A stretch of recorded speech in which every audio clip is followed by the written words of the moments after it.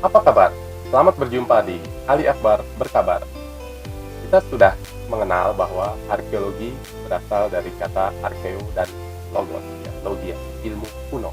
Nah, pertanyaannya, seberapa kuno atau seberapa tua untuk dapat disebut sebagai arkeologi? Ya, jadi eh, perlu disampaikan bahwa manusia itu hidup di dunia itu sudah lama sekali. Ya. Bisa dibagi secara periode itu dua garis besar. Ya. Ada yang namanya periode prasejarah, ketika manusia belum mengenal huruf, belum mengenal aksara, belum mengenal tulisan. Lalu yang kedua adalah periode sejarah, ketika manusia sudah mengenal tulisan. Nah, untuk memudahkan kita pakai pertanggalan, misalnya sebelum Masehi dan setelah Masehi, ya. Sebelum Masehi SM dan setelah Masehi itu M, ya, seperti itu. Nah, di periode prasejarah itu ada manusia purba misalnya, ya, yang tinggal di gua. Nah, itu bisa sampai puluhan ribu tahun yang lalu. Lalu di masa sejarah, ketika sudah mengenal huruf, diawali di Mesopotamia sekitar 4000 sebelum Masehi. Lalu ada juga Mesir 3000 sebelum Masehi, ada Yunani 2000 sebelum Masehi, dan nanti ini berlanjut sampai Romawi sekitar 700 atau 800 Masehi, dan nanti masuk ke periode Masehi.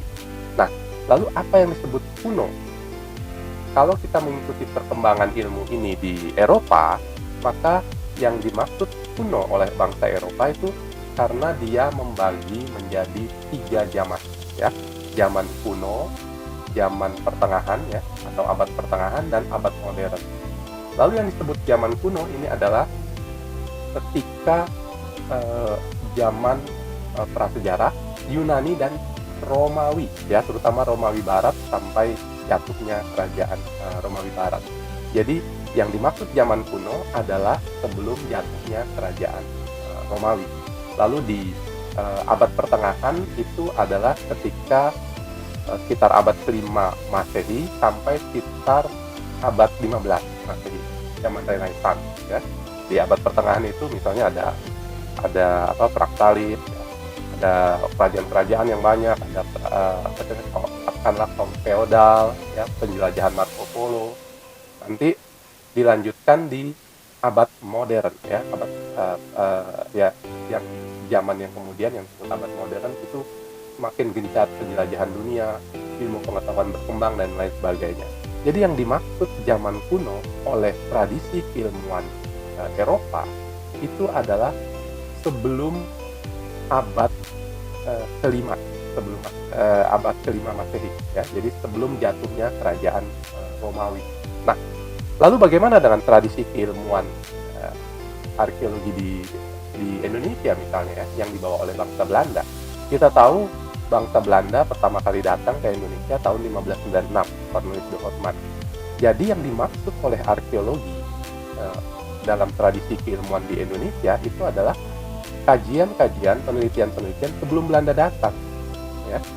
Jika di Eropa itu yang disebut masa klasik adalah periode keemasan Yunani, peradaban Yunani dan Romawi, maka di Indonesia itu yang disebut klasik adalah periode Hindu dan Buddha, ya, Hindu dan Buddha. Nah, sebelum itu ya ada zaman prasejarah, ya. Jadi kalau di Indonesia zaman prasejarah, Hindu, Buddha, lalu ada periode kebudayaan Islam. Jadi itu yang dimaksud kuno oleh peneliti-peneliti arkeologi di Indonesia pada awalnya.